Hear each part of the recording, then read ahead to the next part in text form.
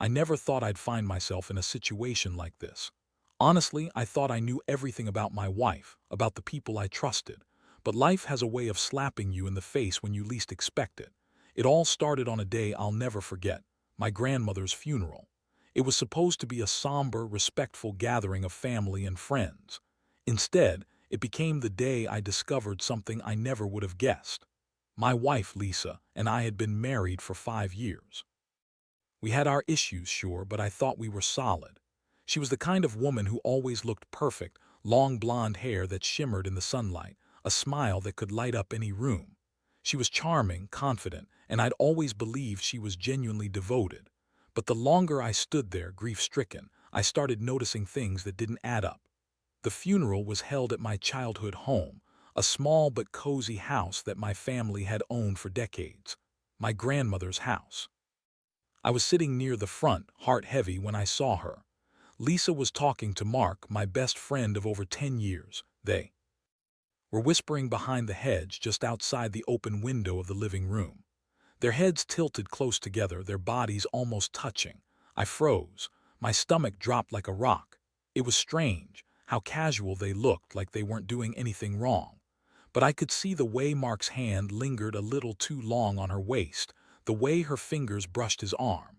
I blinked and looked away, telling myself that maybe I was just imagining it. But then I saw her lean in, whisper something, and Mark nodded. He reached into his pocket, pulled out a small bag, and they slipped away behind the curtains. I didn't even have the strength to get up. My hands felt numb and my vision blurred. I clenched my fists and pressed my nails into my palms. My mind raced. How long had this been going on? How many times had I trusted them when they were in my house, in front of my family?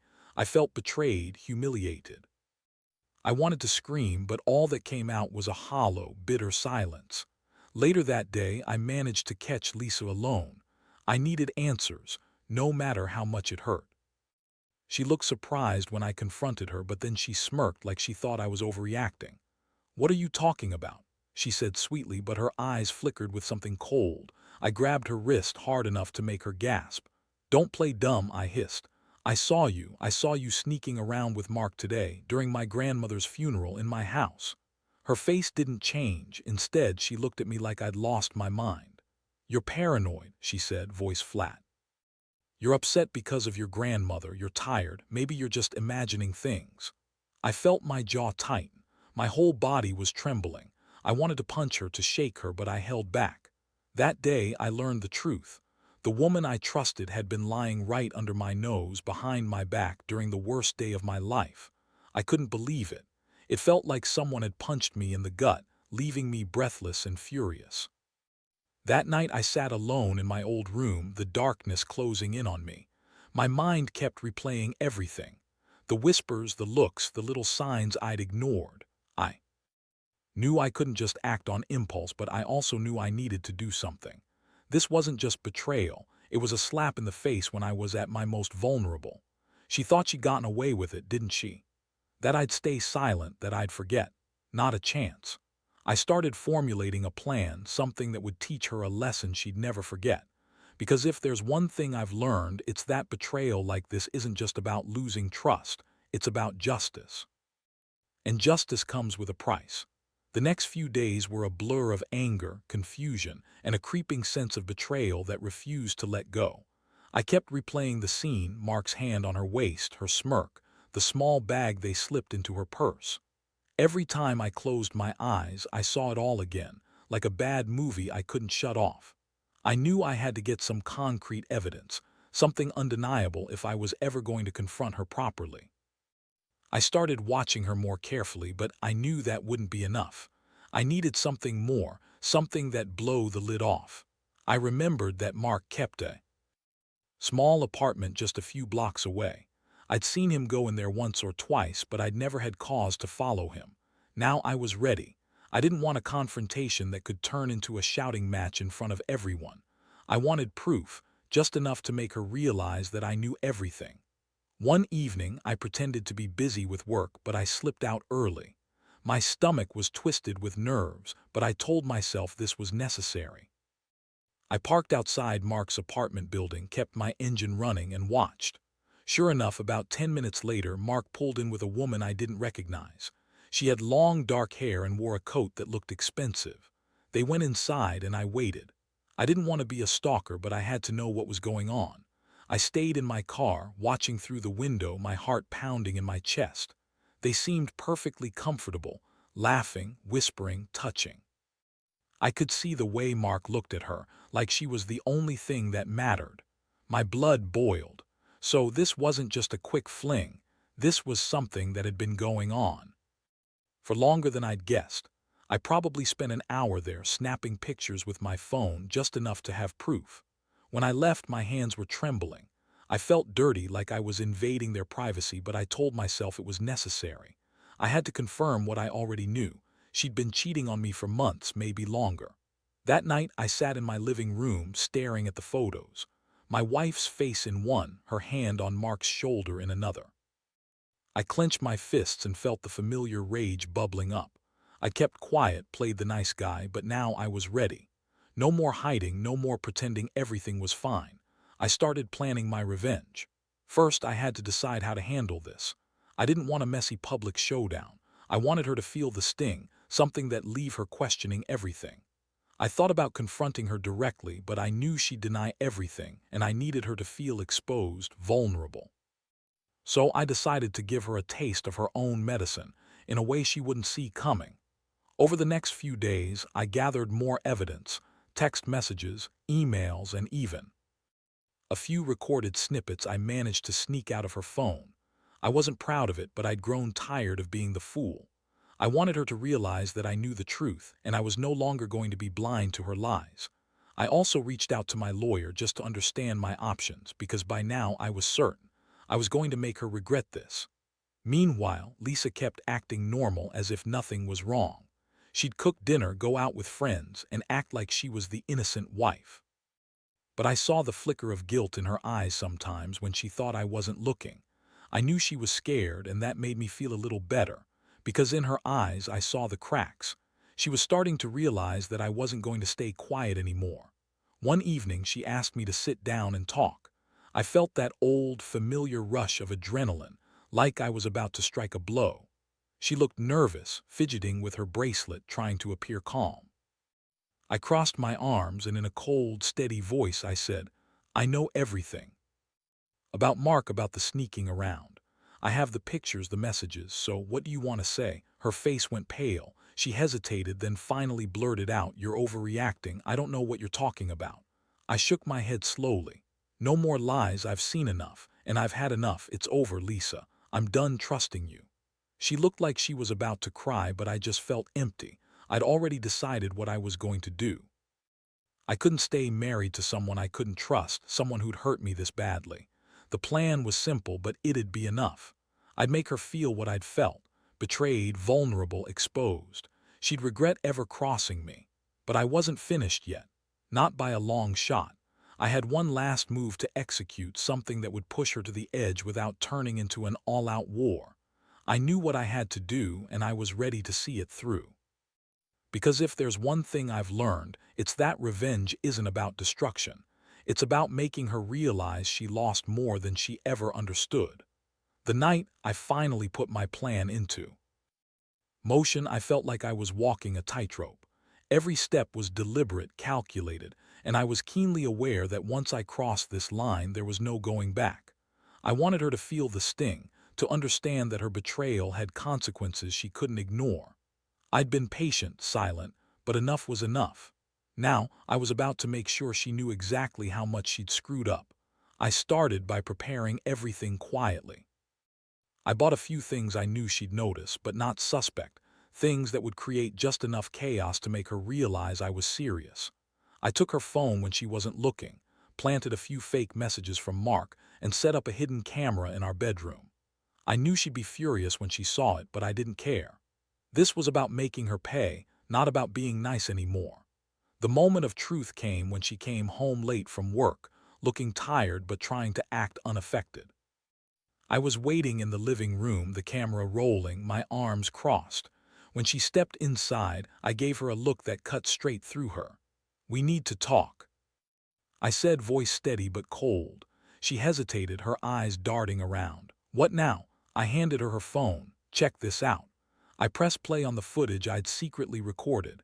Her face drained of color as she watched herself, whispering to Mark, the way she touched his arm, the way they slipped away together. Her hands trembled, and for a moment she couldn't even speak. What is this? She finally managed, voice trembling. That, I said coldly, is you sneaking around during my grandmother's funeral, behind my back, in my house, in the one place I thought was safe. She looked at me, eyes wide with shock and something else, fear. You set me up, this isn't real. Oh, it's real, I said, voice low. And I have more. Texts, messages, even a few recordings. I've been watching, Lisa, and I've had enough of your lies. Her face twisted, eyes filling with tears, but I was too far gone in my plan to care. I was finally giving her a taste of the chaos she'd created. I wanted her to feel what I'd felt, betrayed, humiliated, exposed. You think you can just lie and manipulate your way out of this? I snapped. You're done. I want you to know I'm done too. The fury in my voice seemed to shake her, but she still tried to deny everything. You don't understand. It's not what it looks like. Mark and we save it. I cut her off. I don't care anymore. I'll be leaving tonight, and when I do, you'll be alone with your secrets, but trust me, I'll be making sure everyone knows what you did. She backed away, her hands shaking. Please, don't do this. Don't ruin everything. Ruin everything, I echoed. No, Lisa, you did that all by yourself. I handed her the keys to the house. You can stay here, but I want nothing to do with this. I'm taking what's mine and leaving. Her face crumpled. She was crying now, but I felt nothing. I'd already made up my mind. This wasn't just about revenge. It was about reclaiming my dignity. As I turned to leave, I caught her looking at me, her eyes pleading. The moment I closed the door behind me, I felt a weight lift. I had done what I set out to do. I'd exposed her, taken control, and finally broken free from the betrayal that had haunted me. Later that night, I handed over the keys to her. The house, the life we built, it all belonged to her now. I walked away with nothing but my dignity and a new sense of clarity. I knew she'd be hurt for a long time, maybe forever, but at least I could finally breathe again. That night, as I sat alone in my apartment, I realized something important. Revenge isn't about destruction for its own sake. It's about reclaiming what's yours, about making the other person realize they've lost more than they ever thought possible. And in that moment, I knew I'd won. The days that followed were a blur of cold silence and a strange sense of relief. I kept my distance from her, knowing she was probably spiraling. I didn't want to be the guy who crushed her completely, but I also knew I couldn't be the fool anymore. She crossed a line I now had to live with, one I wasn't willing to ignore or forgive. Every time I saw her, I'd catch the fleeting look in her eyes, like she was trying to grasp what just happened. I could see her trying to piece together how I knew, how I'd found out. That smirk she used to wear, the confidence, was gone, replaced with that look like a trapped animal, helpless and vulnerable. It was satisfying in a way, knowing I'd made her feel exposed, broken even. One afternoon, I decided to go back to the house to gather the last of my things. I needed to leave her with nothing but the emptiness she'd created. I walked through the rooms where we'd shared memories, but everything felt hollow now. The old pictures on the wall, the furniture we picked together, they all looked different, tainted in my eyes. I felt a strange mix of sadness and clarity. As I packed, she came in quietly. Her eyes were red-rimmed and her voice was barely a whisper. "Can we talk?" I paused, turning to face her. "There's nothing left to say," I replied flatly. "You chose to betray me. I'm leaving and I won't be coming back." She swallowed hard. "I never wanted to hurt you. I swear I didn't mean for it to get this far, really," I shot back. "Because it looks like you planned this for a while, sneaking around during the funeral. That's not an accident." Her shoulders sagged. "It was a mistake. I was stupid and I thought I could fix it. I didn't think you'd find out." I looked at her, feeling the fury simmering just below the surface. "You thought you could lie your way out of it, that I wouldn't see through you, but I did." She broke down then, tears streaming down her face. "Please don't do this. I'm sorry. I really am. Sorry didn't cut it anymore. Sorry was just an apology for getting caught." I stepped past her, not bothering to respond. I knew she'd cry, plead, maybe even try to manipulate me again. But I was done. As I carried out my last box, I felt a strange calm settle over me. I was finally free from the chaos she dragged me into.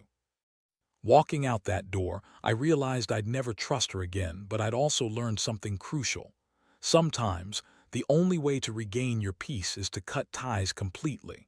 When I got in the car, I looked back at the house one last time. It was quiet, empty, just like I felt inside.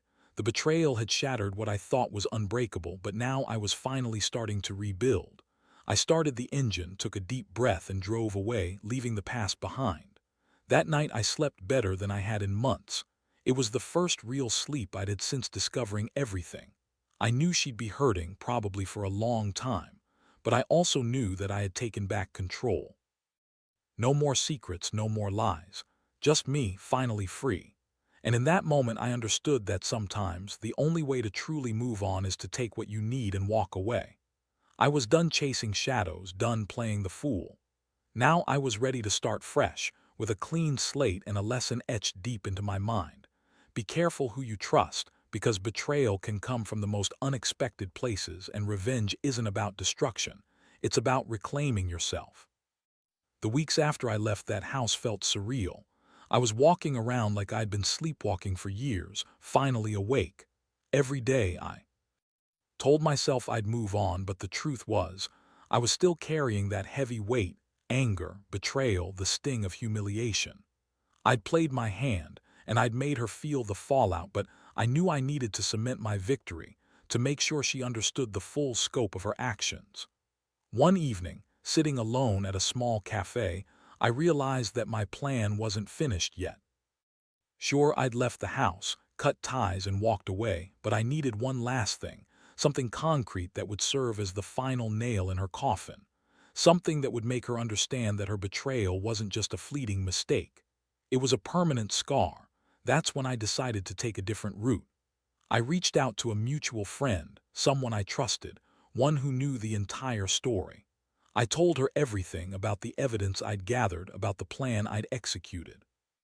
I asked her to help me set the final stage. It was a risky move, but I needed her to see what Lisa was really capable of, and I wanted her to pass that message along. Over the next few days, my friend arranged for Lisa to get a special delivery. It was a simple but effective setup. I had my friend leave a package at Lisa's apartment, a box with a note attached. The note was straightforward. "Thought you'd like to see this, just a little reminder." Inside, I placed some of the evidence I'd collected: screenshots, the photos from Mark's apartment, the recordings, all carefully printed and compiled. It wasn't about causing harm, but about delivering a clear message. I knew everything, and she couldn't run from it. The morning I delivered the package, I felt a strange mix of satisfaction and trepidation. I wasn't one for petty revenge, but this felt necessary. I wanted her to understand the full impact of her actions, to see herself as others saw her, exposed and vulnerable. I also wanted her to know that the game was over and she'd lost something she could never get back. That evening, I got a message from my friend. Lisa had called, frantic, crying, begging for explanations. She was furious, accusing my friend of setting her up, insisting she hadn't done anything wrong. My friend told me she sounded panicked, pleading and furious at the same time. I didn't reply. I didn't need to. The message was loud and clear. Seeing her reaction was enough for me. I'd made her feel cornered, embarrassed, and helpless, all without a single blow. I wanted her to remember that moment, the moment she realized her lies had caught up with her. I knew she was going to be haunted by it, just as I had been haunted by her betrayal. That night I didn't sleep much, but I felt lighter. She finally understood that I was done being her fool. I'd thrown her a mirror and let her see herself reflected in her own lies. It was a small victory, but a victory nonetheless. As I sat on my balcony, watching the city lights flicker in the distance, I knew I had crossed a line, but I also knew I was finally free. The pain of betrayal was still there, but the sting was dulled by the knowledge that I'd taken control, that I'd turned the tables and made her face her own reflection. Sometimes the hardest part isn't the revenge itself, it's realizing that you've taken back your power, and that's the true victory. Now, I had to figure out my next step, but one thing was clear. I was never going back. She lost me, and I was finally ready to start over. The final chapter was more about closure than anything else. I'd gone through a whirlwind of anger, betrayal, and carefully calculated revenge. I'd made sure she saw herself for what she really was, and I'd taken back the control I thought I'd lost. But now, sitting here in the aftermath, I realized that the real work was just beginning, healing myself and moving on without the weight of that toxic betrayal dragging me down. I handed over the keys to the house, the place that had once been filled with our life together. It was a hard moment, walking out the door for the last time, knowing I'd never step inside as her husband again. I still remember the cold feeling in my stomach, the emptiness of that empty house, but also a strange sense of liberation. I kept telling myself it was better to let go than to hold onto the pain. I made a clean break, blocking her number, deleting all the photos and messages I'd collected. I knew she'd try to contact me again, she was that type, but I wasn't interested in rehashing or forgiving anymore. I had already done more than enough. I knew I'd be better off without her lies poisoning everything I touched. The days that followed were quiet. No more whispers behind curtains, no more sneaky glances, no more pretending everything was okay. I started focusing on myself, getting back into old hobbies I'd abandoned, reconnecting with friends, and finally taking care of my mental health. It wasn't easy. The betrayal cut deep. But I was determined to rebuild, to find a new sense of purpose and trust that didn't include her. What struck me most was how surprisingly peaceful I felt once I'd taken control of the situation. No longer did I wake up with that gnawing hurt in my chest or spend sleepless nights obsessing over what I could have done differently. I'd made my stand, and I'd won, at least in my own way. I knew she'd carry the guilt and regret for a long time, and honestly, that gave me some satisfaction. Looking back, I realize now that this experience taught me something valuable. Betrayal cuts deep, but it also reveals strength you didn't know you had. You don't have to stay stuck in that pain. Sometimes you need to reclaim your dignity, even if it means burning bridges behind you. And revenge, it's not about destroying someone else. It's about reclaiming your peace and making them realize what they threw away. I've moved on. I don't dwell on the past anymore. I've learned to trust myself again, to recognize red flags early, and most importantly, to listen to my gut. Because in the end, nobody can betray you unless you let them get close enough. If I had one piece of advice for anyone going through something similar, it's this: don't hesitate to take control. Justice isn't always about grand gestures. Sometimes it's in the small, decisive steps you take to protect your heart. You can rebuild after betrayal. You can heal. And most importantly, you can find happiness again, better, stronger, and more aware than before. So I handed over the keys, closed the chapter, and finally started to breathe freely again. And that's the lesson I'll carry forever. When someone you trust turns out to be the enemy, the only way forward is to stand your ground and walk away. Because sometimes, the best revenge is living well without them.